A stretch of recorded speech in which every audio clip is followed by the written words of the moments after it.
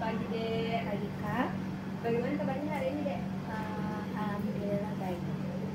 Jadi hari ini tuh hari kedua tak terima Di? Iya. Bagaimana Di? Hari ini hari ketiga Kak. Oh hari ketiga? Iya. Bagaimana terima kemarin-kemarin Dek? Seru sekali karena kelima itu kan kita diberikan kelompok, terus kita juga kayak membagi ide, terus bekerja sama, Tukar pendapat begitu Iya. ya? Jadi seru Di? Seru karena saya lebih suka belajar itu berkelompok. Oh lebih suka belajar berkelompok Iya. Dek? Ya gurunya kemarin baik-baik semua? Ya baik, terus juga lucu-lucu. Lucu Di? Jadi semangat ke kelima Di? Iya, itu juga yang bikin kayak seru kelima, dan saya juga tertarik dan terus semangat gitu. Ya, seru Di. Jadi lancar-lancar di semua kelimanya Di Dek? Alhamdulillah. Tadi Dek perjalanan ke sekolahnya ke sini macet Ki? Tidak, karena saya tadi jalannya itu jam 6. Oh, jam 6 macet ya Di? Jadi tidak dapat macet? Tidak dapat macet. Jadi tidak terlambat Di? Baik Dek, sebelumnya perkenalkan Dek, nama saya itu Muarni. Saya di sini itu mahasiswa asistensi BK Dek. Dan di sini saya akan memberikan kita layanan konseling individu terkait masalah yang kita alami. Di sini saya sebagai konselor Dek. Dan kakak ucapkan terima kasih Dek karena sudah bersedia Ki untuk datang ke sini. Jadi sebelumnya Dek, kan kita sudah wawancara toh, dan ternyata kita itu sulit Ki untuk memahami apa potensi kita. Dan masalah itu Dek untuk konseling supaya bisa diatasi itu masalah dan tidak merasa bingung Ki tentang apa potensi yang kita miliki, apa minat bakat atau oh iya Dek, sebelumnya mungkin pernah Ki melakukan konseling individu kayak begini Dek? Sebelumnya tuh belum. Oh belum pernah? Oh itu kalau begitu kakak jelaskan dulu Ki apa itu konseling individu supaya kita punya gambaran tentang apa itu konseling individu. Jadi Dek, konseling individu itu layanan yang diberikan oleh guru BK atau konselor terhadap konseli dengan pertemuan yang bersifat individual atau secara tatap muka Dek, kayak begini toh. Tujuannya itu Dek untuk membantu konseli menemukan solusi dari masalah yang dialaminya. Jadi mungkin itu Dek kayak gambaran secara umumnya apa konseling individu. Ya, jadi ngerti gitu Dek apa itu konseling individu? Dalam BK juga dia itu terdapat beberapa asas. Salah satunya itu asas kerahasiaan. Jadi apapun yang kita ceritakan di sini Dek tidak bakal keluar dari sini kecuali atas izin tak toh. Jadi kayak aman begitu Dek kalau mau cerita di sini. Apapun itu yang mau kita ceritakan karena tidak bakal bocor Dek. Yang tahu itu hanya saya sama kita. Dan ini tuh Dek tempat yang aman untuk kita bercerita tentang apa yang kita rasakan, apa yang masalah yang kita hadapi toh. Jadi bagaimana menurut Tak Dek? Setuju sama asas ini? Apakah asas ini buat nyaman untuk bercerita? Menurutku tuh buat nyaman karena saya juga orangnya suka cerita. Tapi kadang itu kayak ada beberapa cerita yang saya nggak bisa kasih tahu ke teman-teman. Jadi saya butuh orang yang betul-betul bisa mengerti apa yang saya bicarakan, dan saya juga butuh pendapat karena biasanya kalau saya cerita biasanya kayak teman-teman itu kadang biasa kayak kenapa begini gitu tentang permasalahanku atau bagaimana. Cuma saya kalau misalnya saya cerita, saya itu lebih butuhnya tuh pendapat Kak, bukan tentang yang kayak kenapa harus begini. Gak perlu pikirkan. Iya, saya nggak perlu punya dan sebenarnya saya juga mau lihat dari temanku kalau misalnya dia dapat begini gimana sarannya, terus cara melawan masalah itu bagaimana gitu. Ya karena itu tuh cocok sekali tidak cerita di sini karena kayak itu yang bakal dicerita tuh kayak dikasih Ki solusi tentang masalah didengarkan Ki, terus cerita itu nggak bakal bocor juga keluar, jadi aman Ki deh cerita di sini. Jadi deh mari kita gunakan waktu ini sebaik mungkin untuk kita bercerita lebih terbuka deh. Karena yang tahu masalah tak itu kita jadi yang tahu persis masalah tak toh ya. Dan proses counseling ini akan kakak buat senyaman mungkin untuk kita agar bisa lebih leluasa untuk bercerita deh. Dan tidak usah ada yang ditutup-tutupi deh, supaya konseling ini bisa berhasil deh, supaya konseling ini bisa mencapai tujuan yang kita mau deh ya. Jadi tujuan kita hari ini itu deh untuk membantu kita mengatasi, menemukan solusi dari kesulitan kita memahami potensi diri. Kita akan mencoba beberapa pendekatan yang bisa buat kita lebih nyaman tuh deh, yang bisa buat kita tahu apa yang potensi diri kita. Jadi setuju untuk itu deh. Setuju ya. Oke. Dan dalam proses ini deh saya itu berperan sebagai konselor atau pembimbing yang akan mendampingi kita deh.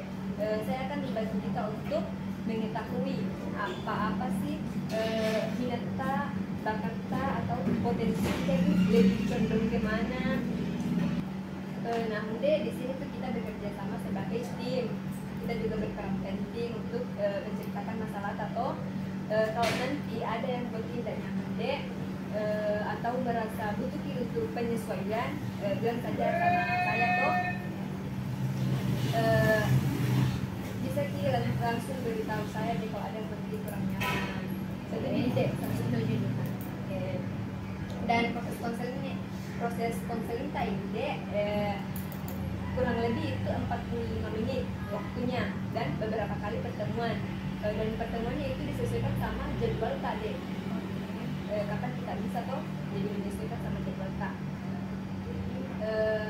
Untuk kesepakatan waktunya ini deh, setuju Ki? Setuju juga. Baik kalau begitu deh, karena kita sudah sepakat sama waktunya, sekarang kakak ini memastikan dulu mungkin tempat duduknya kurang nyaman atau posisinya. Tempat duduknya nyaman juga dan posisinya juga cukup nyaman. Berarti nyaman Midi. Jadi berarti bisa nih kita mulai. Bisa nih. Jadi deh menurut saya itu apa yang buat Ki merasa kesulitan dalam menemukan potensi kita? Kalau potensi diri kan itu kayak lebih ke minat atau kayak potensi diri gitu. Dia juga orangnya tuh kayak tidak menetap gitu kan. Juga dari situ saya bingung. Sebenarnya ini saya ini cenderung potensinya tuh kemana? Karena saya juga orangnya yang kayak gampang bosan. Dan juga kadang kalau misalnya saya kayak sebenarnya kayak dia lebih sulit menangkap. Cuma kadang itu kayak saya kalau benar-benar suka dengan satu hal kayak saya tetapkan. Cuma kadang kalau misalnya satu kali saya tidak suka, saya tidak bisa untuk susah beradaptasi lagi untuk sesuatu hal yang baru. Jadi kayak kalau suka itu sama satu hal, ya itu saja. Ya. Dan lebih susah lagi untuk suka hal baru. Mungkin kalau saya mau lagi hal baru, mungkin beradaptasinya lagi lebih susah. Sering merasa deh bahwa bakat atau minat itu tidak cukup baik untuk dibandingkan dengan orang lain. Sering. Mungkin hal itu deh kayak berpengaruh sama kepercayaan diri kita. Berpengaruh ya, karena di sekelilingku tuh kayak dia lebih percaya dirinya tuh lebih besar gitu. Terus sedangkan saya kadang saya kayak saya orangnya percaya diri kita, cuma kadang ada satu hal yang bikin kayak kadang lebih ketek mungkin, terus juga kadang suka berlebihan di tempat pertama. Dan saya juga kayak kurang dalam publik. Seberapa sering kita meragukan kemampuan tadi dalam bidang yang sebenarnya kita sukai, yang bidang yang kita minati gitu deh. Saya suka di bidang musik sebenarnya. Di bidang musik ya. Terus seberapa sering kita meragukan itu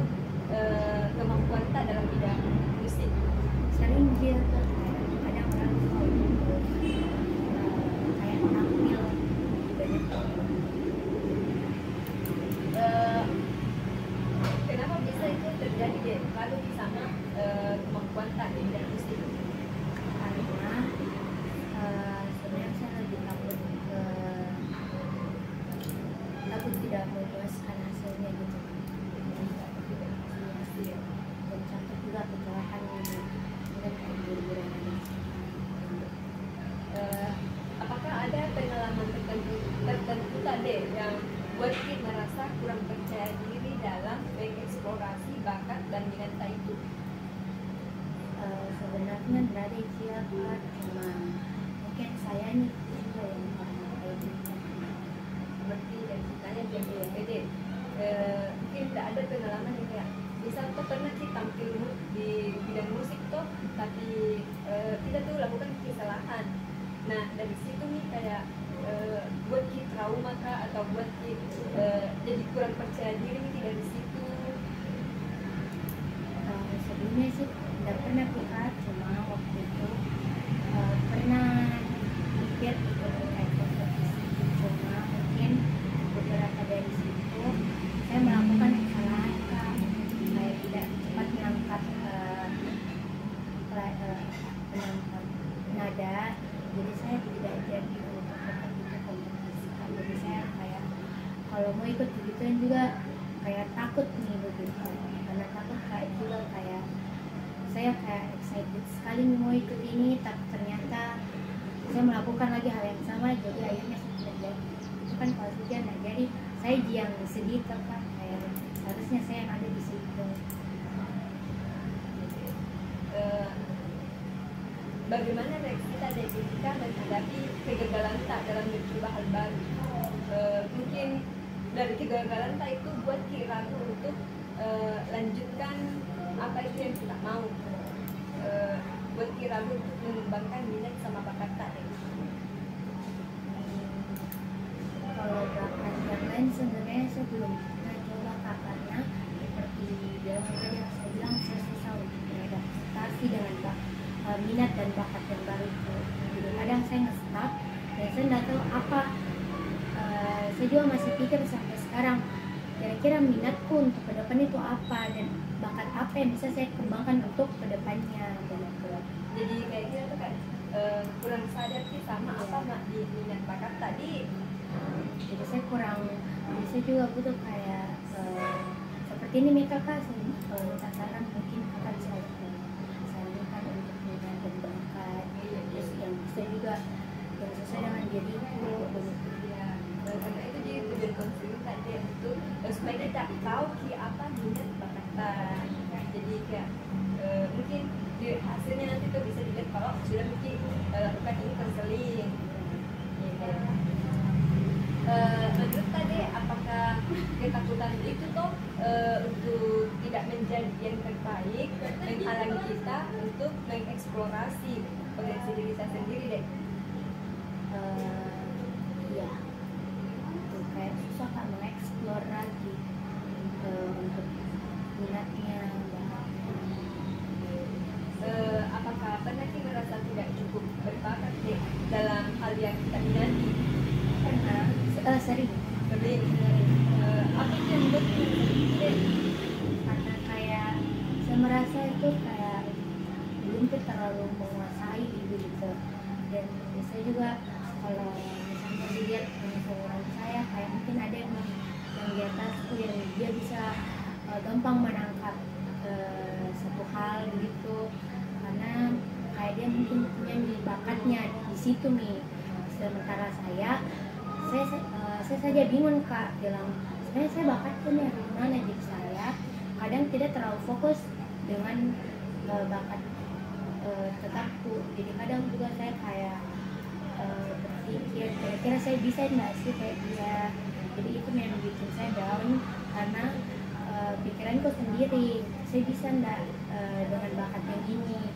Tapi di sisi lain saya mau mencoba, cuma dari sayanya mungkin kayak susah saja Kak, kayak bagaimana caranya saya bisa mendapatkan minat dan bakat baruku begitu ya.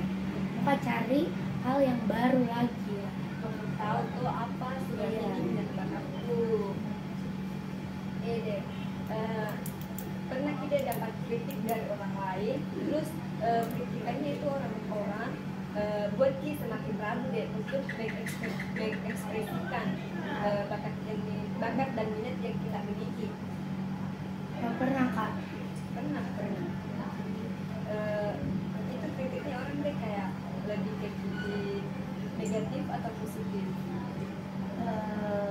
Dia kayak lebih ke negatif sih Kak. Karena kita lihat dari potensi diri. Terus di semua orang itu tidak bisa sesuaikan. Kayak saya juga tidak bisa disamakan kayak saya harus jadi dia gitu. Kadang kritik orang itu kadang nggak berpikir juga kak dalam sebenarnya ini kata yang kalau dari mulutnya itu bisa bikin sakit hati pada orang yang dia bilang.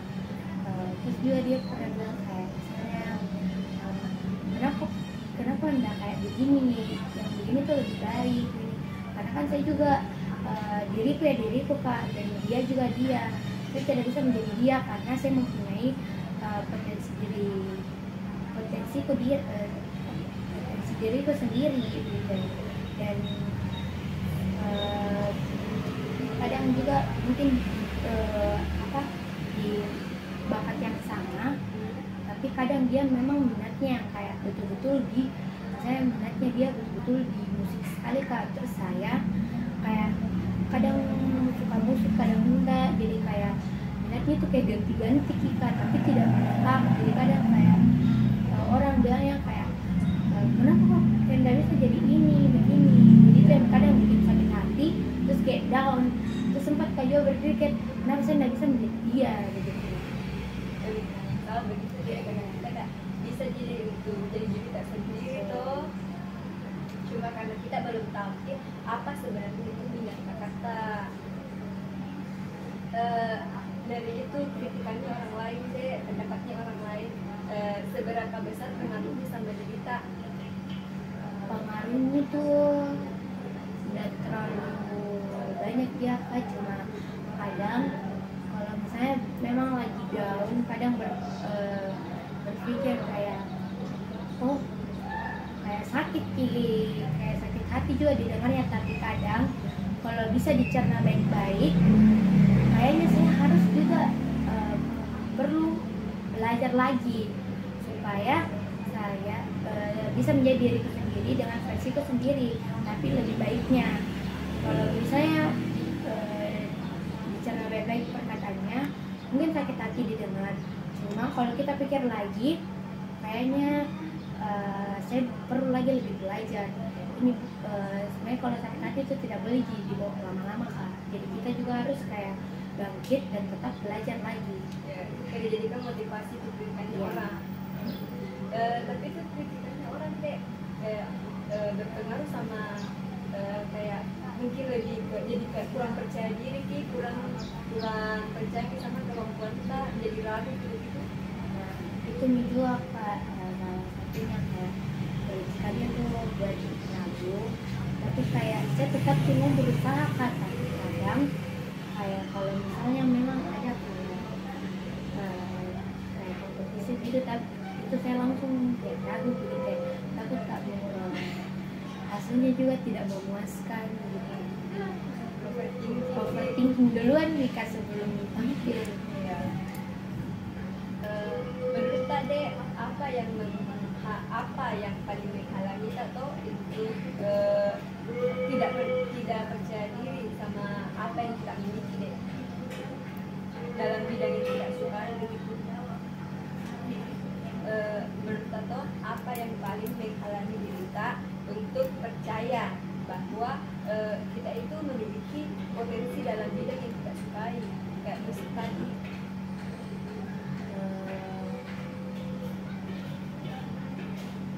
Tahu ya kak, sebenarnya karena saya sekarang juga ya ini kadang udah suka main musik juga kan, cuma ini yang kayak pengalaman itu bisa saja. Jadi sekarang saya sudah bingung dengan bakatku kak, jadi saya tetap kak menggali minat dan bakatku kira-kira. Dan ini juga sekarang saya pikir untuk kedepannya juga kak, supaya saya tidak stuck di satu bakat yang kemarin. Makin explore. Makan explore yang baru. Bagaimana reaksi Tade ketika seseorang memuji bakat atau minat yang mereka lihat dalam diri tak? Kayak misal tuh lagi main musik terus tak puji teman tak, ini bagusnya pintar sekali di pale tuh. Dari pujian itu deh percaya sih bahwa itu benar-benar pujian atau kayak kita ragukan sih kalau kayak nggak dipuji kak deh. Sebenarnya tuh kak kalau kayak dipuji itu sebenarnya menurutku kayak kayak kebetulan pujian mungkin kayak, tapi kadang kalau dipuji kak kadang kayak merasa kak betulan gini kak saya dipuji begini atau enggak kayak ih, karena biasa pujian yang begitu bikin kalau semangat lagi untuk belajar, tapi di satu sisi saya berpikir kayak betulan gini pujiannya kak buat saya gitu, atau mungkin kayak spek saja gitu. Kayak basa-basi gitu kan. Kayak kadang juga kayak ih dia bikin overthinking kak lagi nih kayaknya ini betulan pujian apa enggak, tapi kadang pujiannya juga tuh kayak bikin kak semangat lagi untuk belajar. Mungkin deh kak tergantung dari orangnya siapa Iya. yang muji.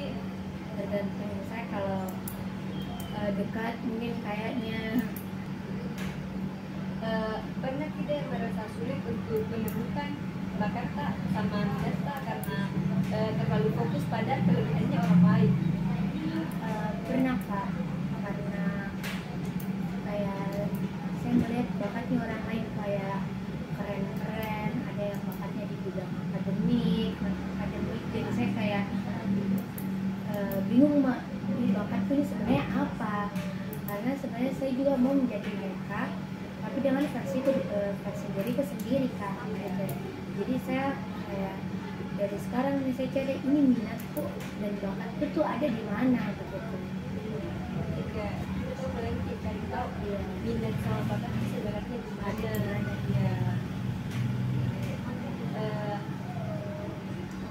Pernah tidak merasa bahwa kita itu hanya akan diterima atau dihargai jika kita punya bakat sama minat deh? Pernah, karena menurutku kayak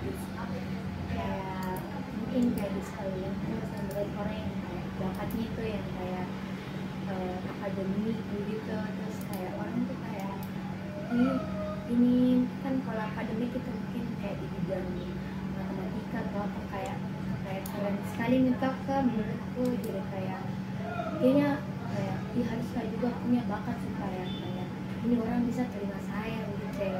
Semua orang harus lihat bakatku begitu. Cuma di situ nih kak saya juga kayak bakatku tuh apa begitu. Karena orang semua kayak punya bakat dan itu bakatnya tuh mereka kayak dipuji dan kayak saya juga kayak kagum saya kayak oh kerennya bakatnya begitu. Karena kita juga kagum sama orang. Jadi kayak kita tuh punya juga kemauan kayak bagaimana kalau saya juga ada di bakat ini, terus semua orang kayak ini kayak merasa juga kayak ini keren dan termotivasi juga untuk mempunyai bakat yang sama. Itu dia seru sih membandingkan diri tak sama teman-teman tak yang terlihat lebih berbakat dari kita atau lebih tahu tentang minat bakatnya apa. Saya lebih sering membandingkan dia kak, itu untuk saya Iya. karena kayak saya bandingkan sama dirinya sama temanku mungkin kayak dia kayak potensi dirinya tuh kayak betul-betul kayak misalnya di bidang ini kayak dia paham sekali, terus saya kayak ih kenapa kayak keren nih bisa di sini, sedangkan saya mungkin kurang dalam bidang ini. Terus kayak temanku tuh mungkin dia bisa di semua bidang akademik ya kak, terus saya kayak saya itu kayak perlu pak belajar betul-betul untuk memahami bidang akademiknya begitu ya. Jadi kadang saya membandingkan diri tuh kayak ternyata kayak kayak kurang sekali deh potensiku dalam hal ini, atau kurang sekali bidang bakatku begitu. Jadi itu kayak bagaimana itu deh perasaan tak saat kayak dibandingkan diri tak sama teman tak? Ini orang atau saya yang membandingkan? Iya, bagaimana perasaan tak deh saat kita tuh bandingkan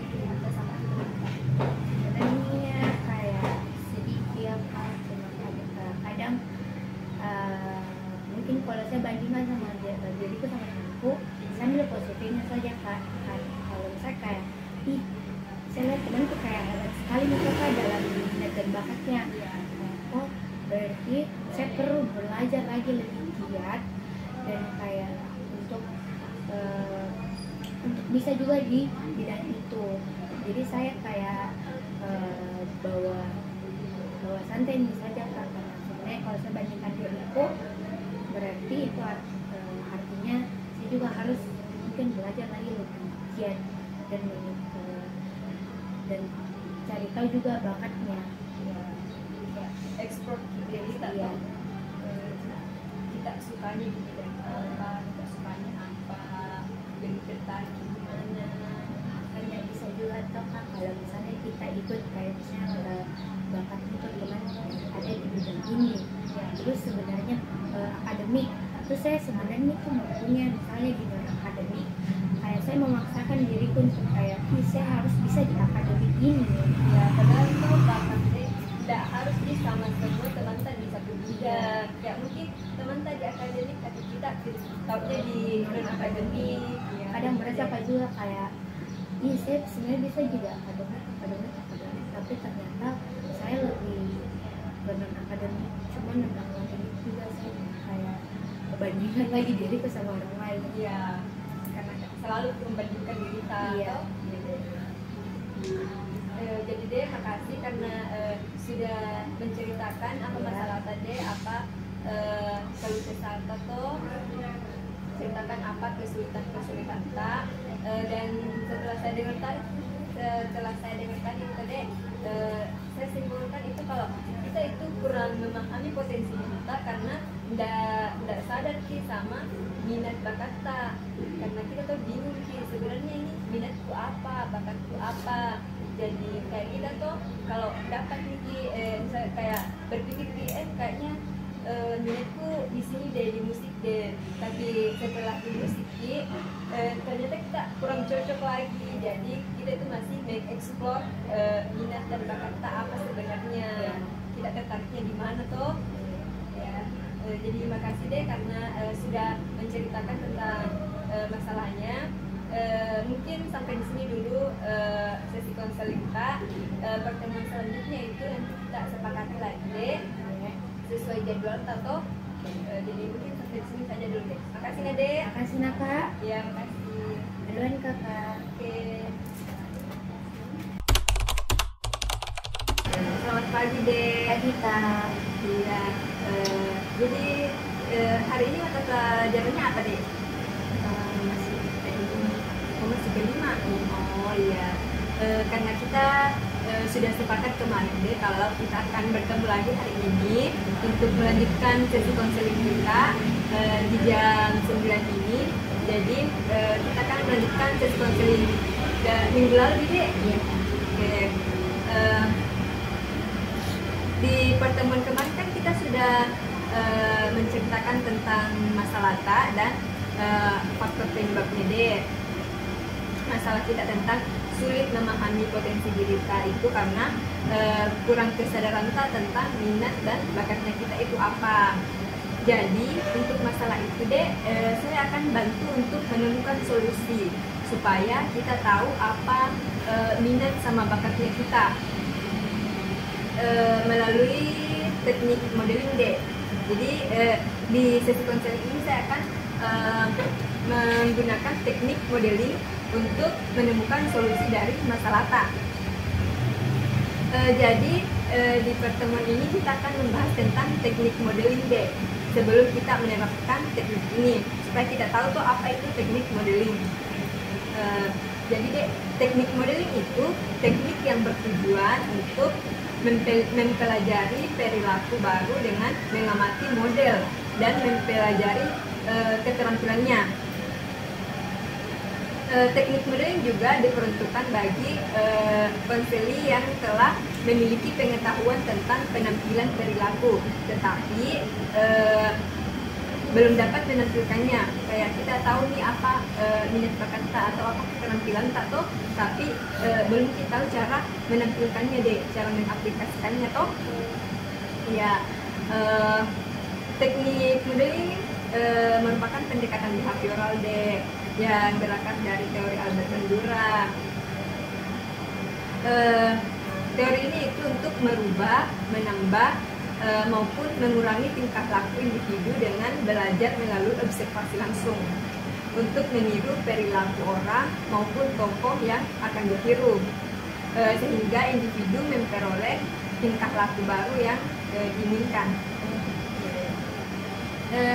Dalam teknik modeling itu dia terdapat beberapa tujuan. Yang pertama yaitu development of new skill, artinya mendapatkan respon atau keterampilan baru dan memperlihatkan perilakunya setelah memadukan apa yang diperoleh dari pengamatan dengan perilaku baru.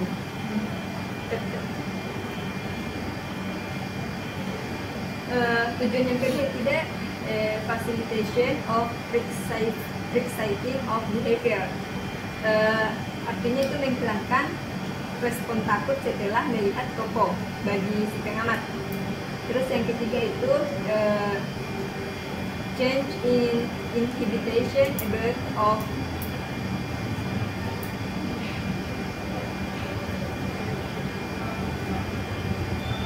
yang ketiga itu change in inhibition about self-expression, atau itu pengambilan suatu respon yang diperlihatkan oleh suatu tokoh dengan pengamatan kepada model. Dan dalam teknik modeling ini dia ada 4 tahapan yang akan dilakukan toh. Tahapan yang pertama yaitu tahap perhatian. Di tahap ini konselor diarahkan untuk fokus memperhatikan model atau contoh perilaku yang ditunjukkan oleh model. Terus tahap yang kedua itu tahap retensi.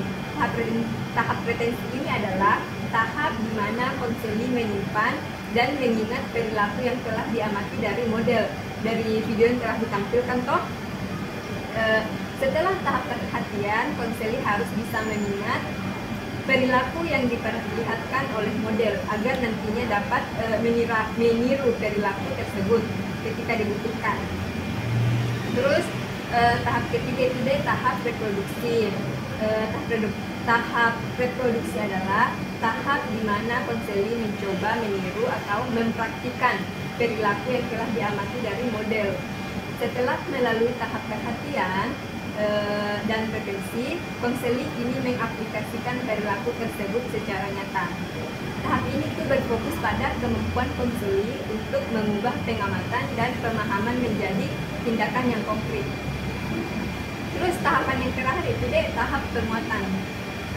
Tahap penguatan ini itu di mana konselor menerima dukungan atau umpan balik positif setelah berhasil meniru perilaku yang telah diamati dari model tersebut.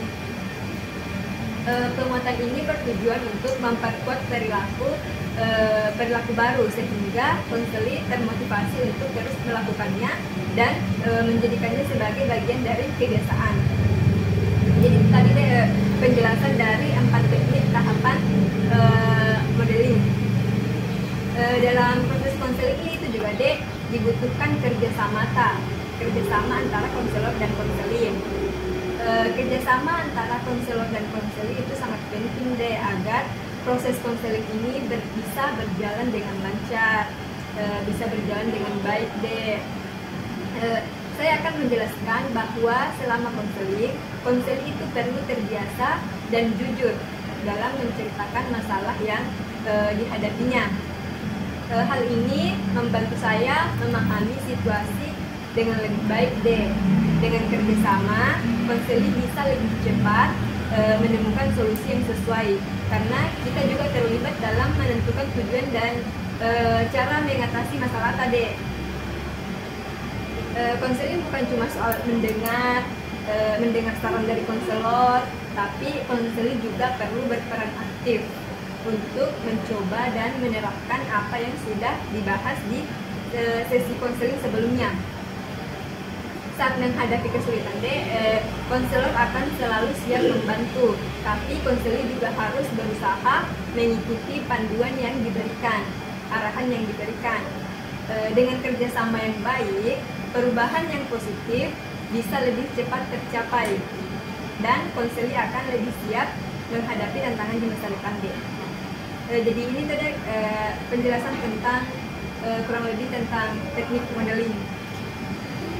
Jadi deh siap nih untuk melanjutkan sesi konseling atau Siap kita. Oke, karena sudah siap dikit, tapi sebelum itu deh Moka menampilkan dulu video. Oke. Ini saya buka dulu videonya, kita nonton Nina.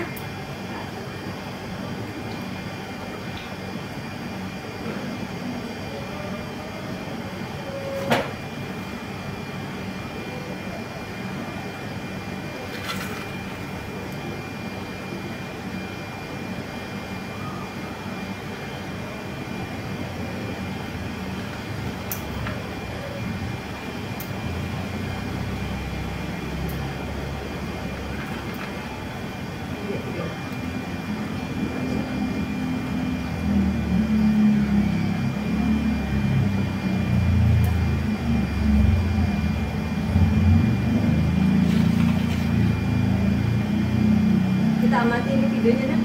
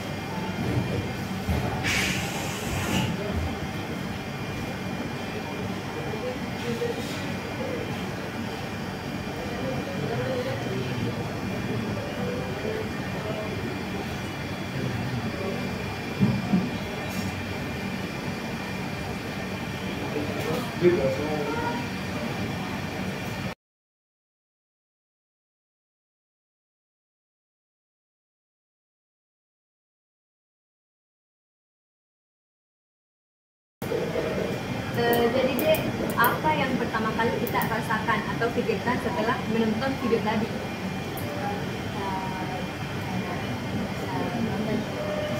Saya lihat terus juga yang perubahan itu kayak butuh waktu, usaha dan keberanian. Terus juga kayak mungkin kalau saya jadi dia mungkin harus bicara diri dan takut untuk mencoba hal baru. Bagaimana perasaan Tade setelah menonton video tadi? Kan kita mungkin kayak saya kayak terinspirasi dan sedikit termotivasi. Kayak saya melihat perjalanan hidupnya Dian Sastro itu kayak yang dari muda terus juga terus yang banyak tantangannya. Apa yang kita pelajari dari cara model dari yang video tadi deh bertindak dalam situasi tersebut? Saya belajar bahwa perubahan itu membutuhkan waktu, usaha sama keberanian. Saya juga mungkin perlu untuk percaya diri dan tidak takut untuk memulai hal-hal yang baru. Dan jangan takut untuk mengeksplor bakat sama tadi. Bagus deh. Melihat perubahan yang sangat jelas. Sekarang coba bayangkan jika kita berada dalam posisi Dian Sastro, bagaimana perasaan kita melihat perubahan tersebut? Apakah merasa bangga dengan apa yang telah kita capai, atau mungkin merasa ada hal-hal yang masih perlu diperbaiki? Mungkin kalau saya rasa tuh Kak, saya kalau di posisinya saya kayak merasa bangga dengan segala pencapaian, tapi pasti juga ada tantangan yang dihadapi. Terus juga mungkin ada rasa khawatir atau rasa ragu pada beberapa titik mungkin, tapi dari pengalaman itu kayak dia bantu untuk tetap menjadi lebih kuat. Betul sekali deh. Perubahan itu tidak mudah, tapi sangat penting untuk kemajuan diri. Kita juga bisa melihat bagaimana Dian Sastro mampu mengatasi. Betul sekali deh. Perubahan itu tidak mudah, tapi sangat penting untuk kemajuan diri kita. Kita juga bisa melihat bagaimana Dian Sastro mampu mengatasi tantangan dan terus berkembang meskipun ada banyak rintangan. Menurut Kak, apa yang bisa kita lakukan untuk memulai perubahan positif dalam hidup Kak? Seperti yang telah dilakukan oleh Dian di video tadi. Saya rasa Kak, pertama-tama itu harus lebih percaya diri, percaya diri dan tidak terlalu takut dengan kegagalan. Terus saya juga ingin mulai mencari cara untuk mengembangkan diri lebih jauh, sama seperti mengenali juga apa minat dan bakat. Itu adalah langkah yang sangat baik deh. Dimengerti bahwa perubahan membutuhkan waktu dan usaha yang konsisten. Seperti yang kita lihat dalam perjalanannya Dian Sastro tadi toh, dia terus berkembang karena dia tidak takut menghadapi tantangan dan berani mengambil keputusan deh, berani mengambil langkah maju. Terus refleksikan langkah-langkah kecil yang kita ambil dan bandingkan dengan tujuan kita ke depan. Jika kita menghadapi tantangan yang sama deh, bagaimana kita akan menghadapinya berdasarkan refleksi tentang video yang sudah kita tonton tadi deh. Kalau misalnya saya menghadapi tantangan, saya akan mencoba tetap tenang dan mencari solusi daripada harus cepat menyerah gitu. Apa langkah pertama yang ingin kita ambil untuk memulai perubahan positif dalam hidup kita? Langkah pertama yang saya ambil itu kayak mencari lebih banyak kesempatan untuk belajar dan berkembang dalam hal yang saya minati mungkin, terus serta berani juga mengambil kesempatan meski ada rasa takut begitu. Mungkin pertemuan kita sampai di sini dulu deh, karena waktunya juga sudah cukup nih. Nanti kita ketemu lagi di hari Rabu jam 9 ya, ini tuh Rabu depan. Nanti kita ketemu lagi di jam yang sama nih, Dek. Oke, makasih Dek karena sudah mengikuti sesi konseling ini. Sampai ketemu minggu depan, Dek. Terima kasih Kak. Ya, oke. Assalamualaikum Kak. Waalaikumsalam, Dek. Silakan duduk. Iya. Selamat pagi, Dek. Bagaimana kabarnya hari ini? Alhamdulillah baik juga. Baik, Ji. Masuk kita di jam pertamanya. Masuk. Masuk Ji. Jadi deh, karena kan minggu lalu itu sudah kita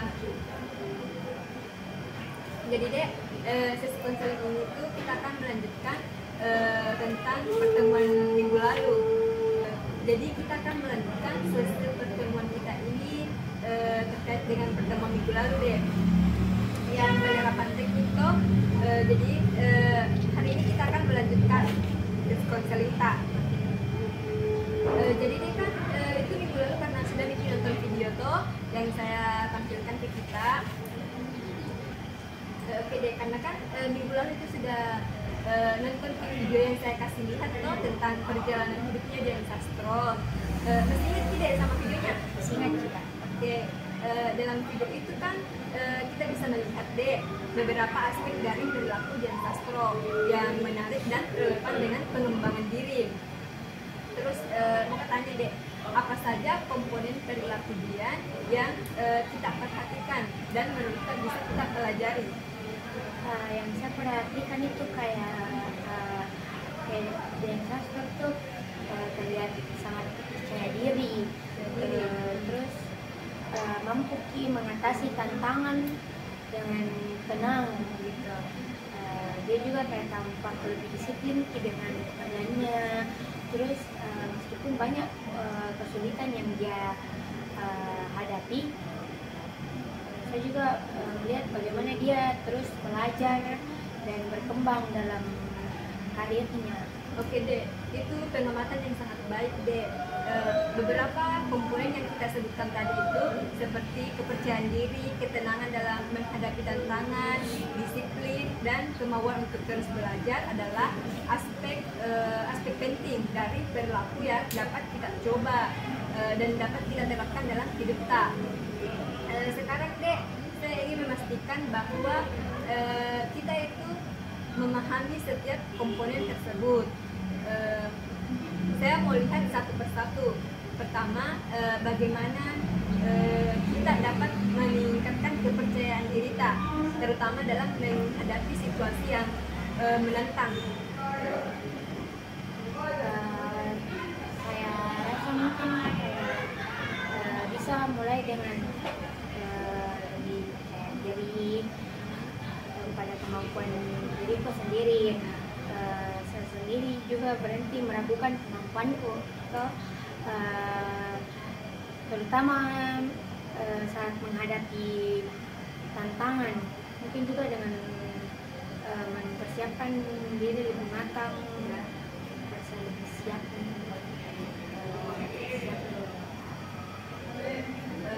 Dalam perjalanan karir dan kehidupannya, dia itu menunjukkan banyak kualitas yang berhubungan dengan minat dan bakat. Apa yang kita perhatikan dari video tersebut yang berkaitan dengan minat dan bakat yang kita miliki deh? Saya perhatikan Dian Sastro sangat fokus pada apa yang dia suka, terutama di bidang seni dan acting. Terus dia juga sangat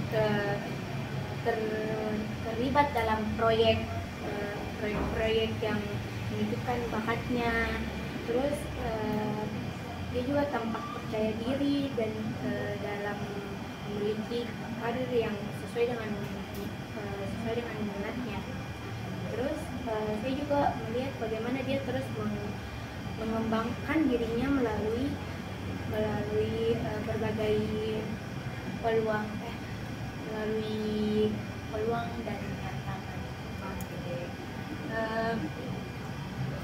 Itu kok pengamatan yang sangat baik deh yang kita lakukan.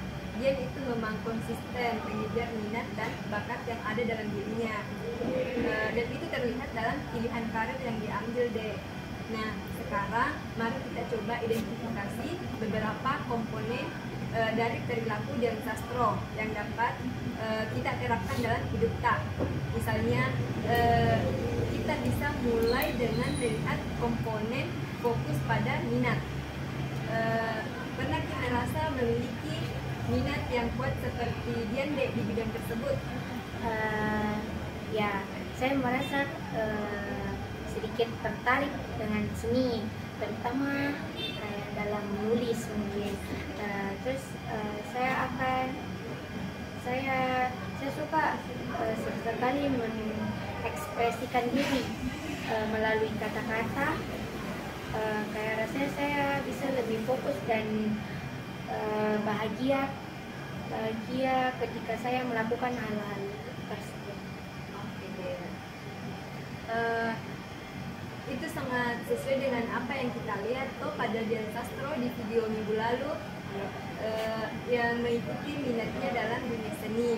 Sekarang deh, mari kita bahas komponen kedua, yaitu kemampuan untuk terus berkembang.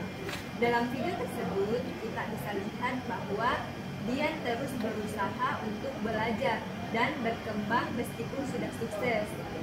Apa yang kita pikirkan deh tentang komponen ini dan bagaimana kita bisa mengembangkan diri lebih jauh dalam bidang seni tersebut? Yang saya rasa itu untuk terus berkembang, mungkin saya harus lebih berani mencoba hal-hal baru dalam seni, seperti mengikuti kursus atau pelatih untuk meningkatkan keterampilan menulis kok. Terus selain itu saya perlu lebih sering mencari inspirasi agar kreatif dan mencapai saya tetap berkembang. Itu termasuk langkah yang sangat baik deh, mengikuti pelatihan dan mencari inspirasi. Mengikuti pelatihan dan mencari inspirasi memang penting untuk pengembangan keterampilan kita. Sekarang mari kita lihat komponen selanjutnya, itu keberanian untuk mengambil peluang. Dian Sastro itu selalu berani untuk ambil tantangan baru. Mungkin kita itu merasa siap untuk mengambil peluang yang mungkin di bidang yang kita minati deh. Terkadang kok saya merasa ragu, apalagi kalau misalnya ada tantangan baru yang tidak saya pahami dengan baik. Tapi setelah melihat bagaimana Dian Sastro mungkin selalu siap dalam menghadapi tantangan, saya kayak merasa itu bisa menjadi kesempatan untuk tumbuh. Saya ingin lebih terbuka dan berani mengambil peluang yang datang. Itu deh sikap yang sangat bagus nih, karena keberanian untuk mengambil peluang itu memang penting, meskipun kayak terkadang banyak rasa ragu atau komponen yang menjadi komponen terakhir yang kita bahas itu deh menjadi konsisten. Dan Dian Sastro itu tetap berkomitmen pada karirnya dan terus mengasah kemampuan meskipun sudah berada di posisi yang kayak menurut tak paling sukses gitu. Iya. Bagaimana menurut saya itu deh, apa yang bisa kita lakukan untuk tetap konsisten dalam mengejar minat dan bakatnya kita? Kalau menurutku untuk tetap konsisten itu saya rasa kayak harus membuat jadwal rutin mungkin. Terus untuk jadwal rutinnya itu kayak untuk latihan menulis. Terus dengan cara itu saya mungkin bisa pastikan bahwa saya selalu mengembangkan diri dan tidak kehilangan fokus pada apa yang saya minat.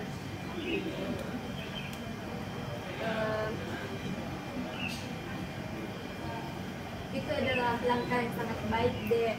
Konsisten itu kunci untuk mengasah bakat dan minat agar menjadi lebih berkembang. Jadi dari apa yang kita bahas hari ini deh, saya ingin memastikan kalau kita itu paham dan menguasai beberapa komponen yang kita bahas tadi. Komponen perilaku fokus pada minat dan bahkan kemampuan untuk terus berkembang, keberanian untuk mengambil peluang, dan konsisten. Apakah pernah Ki merasa dek sudah siap untuk mulai menerapkan beberapa komponen-komponen tadi dalam hidup tak? Iya Kak, karena saya merasa lebih jelas sekarang dan siap untuk mulai mengambil langkah-langkah yang konkret begitu. Terus saya ingin mulai fokus pada minat, pokoknya saya fokusnya itu di minatku. Terus berani Kak juga mengambil peluang yang datang dan tetap konsisten mengembangkan bakat. Oke deh, saya sangat senang mendengar Pak dek, karena kita tuh sudah punya kemampuan, punya pemahaman yang baik tentang apa yang perlu kita lakukan, apa yang perlu kita terapkan toh dalam hidup kita. Ingat dek, proses ini itu membutuhkan waktu, jadi tetap komitmen dan konsisten supaya toh kita itu bisa semakin dekat dengan tujuan yang ingin kita capai. Jadi ayo kita mulai dengan langkah pertama yang bisa kita ambil deh. Kak, ada saya mau kasih lihat kita tanda badanku untuk perkembanganku yang kemarin. Gimana gitu? Ini gambaran tak deh? Iya. Bagus.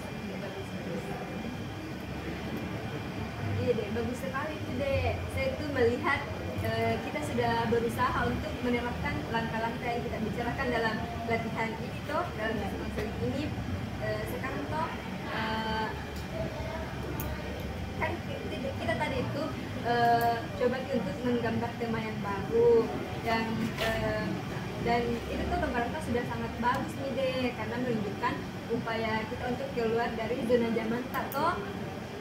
Namun saya tadi tuh perhatikan beberapa titik tuh ada dari bagian gambar ada yang kurang deh proporsionalnya, terutama di bagian tangan dan kepala itu di gambaran tak yang lukisan seseorang toh. Iya.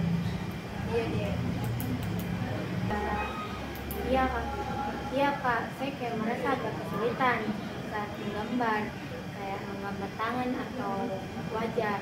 Saya memang merasa agak cemas kalau hasilnya tidak sesuai dengan yang saya harapkan. Iya deh. Itu tadi saran deh, karena kan saya juga bukan seniman deh, kayak tergantung dari penglihatan tuh kayak ini kayaknya gambar kurang di bagian tangan sama wajahnya, jadi kayak tuh kasih kisaran deh. Dan itu tuh rasa cemas tak memang wajar deh muncul ketika kita kayak merasa ndak sempurna, kita ndak perfect apa yang telah kita lakukan, tapi penting untuk tidak terlalu keras pada diri kita sendiri deh. Maksudnya itu kayak tentang gambar dan tangan tadi yang komentar itu dan rasa cemas itu yang muncul deh kayak hal yang wajar sih, karena biasanya itu memang rasa cemas itu muncul ketika kita merasa tidak sempurna atau kayak kita merasa gagal di dalam melakukan sesuatu deh. Saya juga baru tahu cara itu Kak. Nanti saya akan coba menggunakan garis bantu untuk mengatur proporsi. Terima kasih Naka atas sarannya.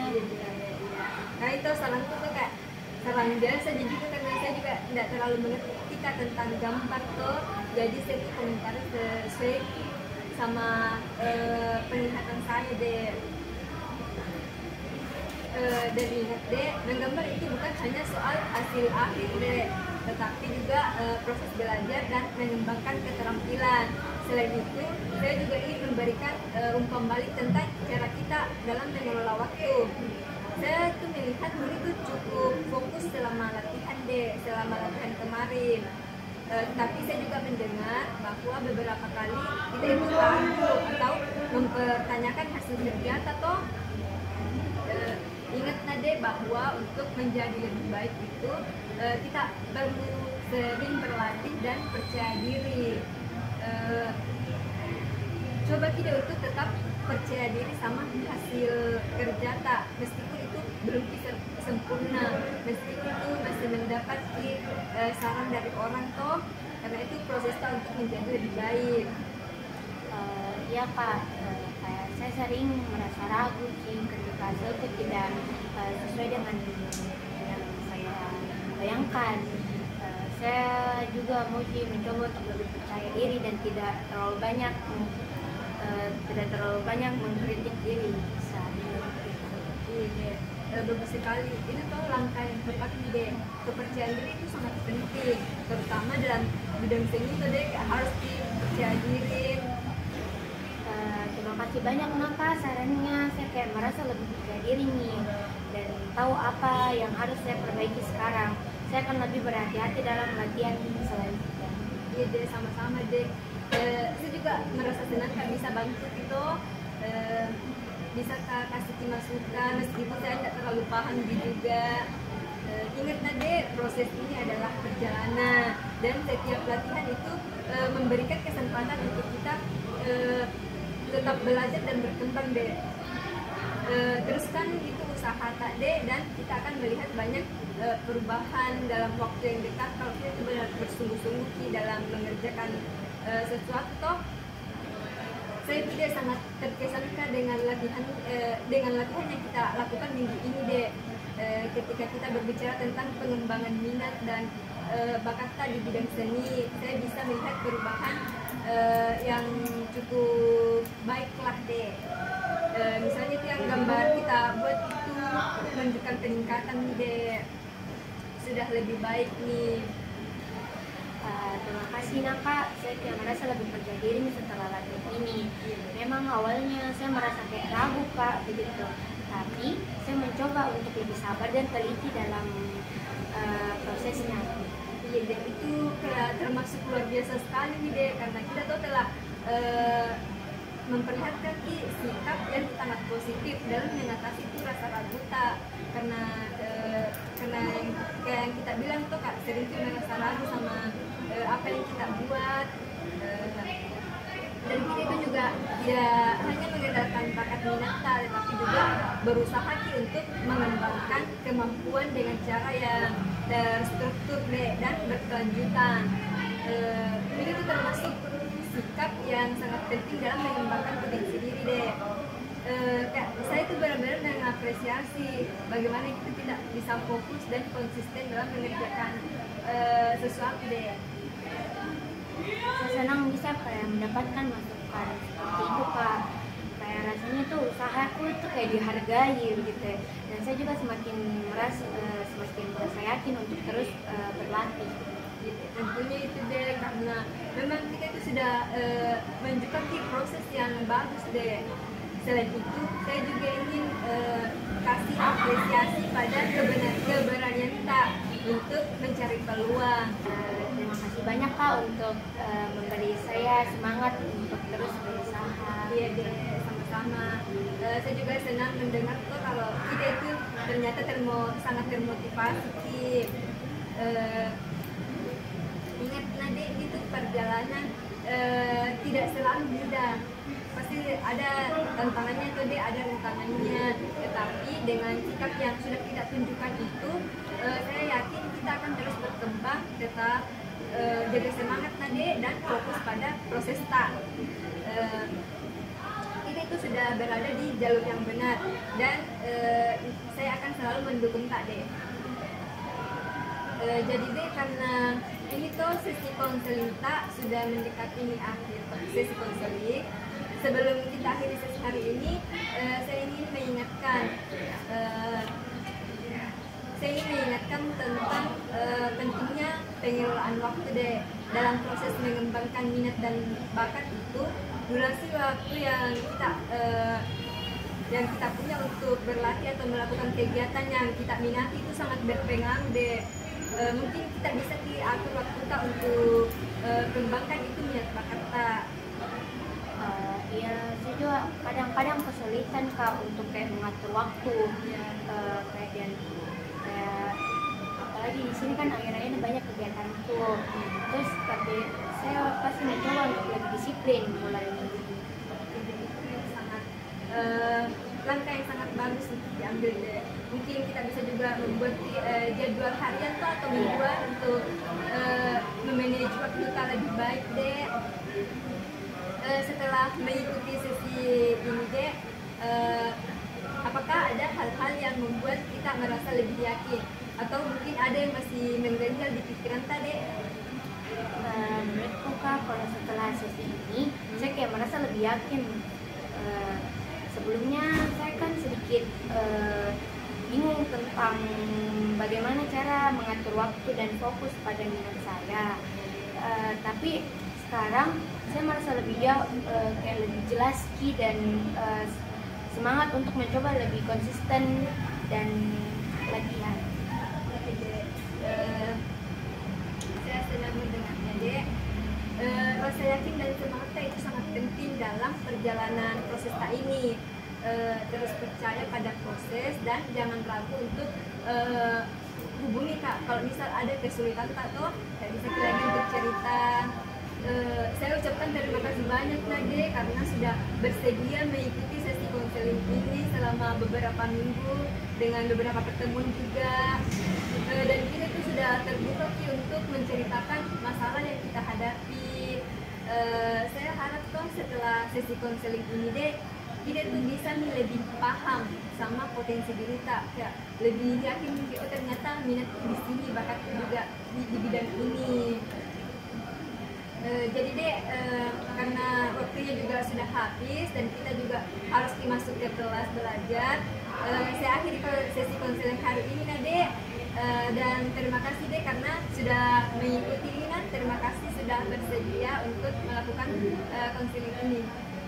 Terima kasih juga Kak karena selama ini Kakak dengar saya mungkin waktunya bisa masuk kelas. Iya deh, ya silakan. Terima kasih Nak. Terima kasih Nak. Dadah. Ya, silakan kelas Nade.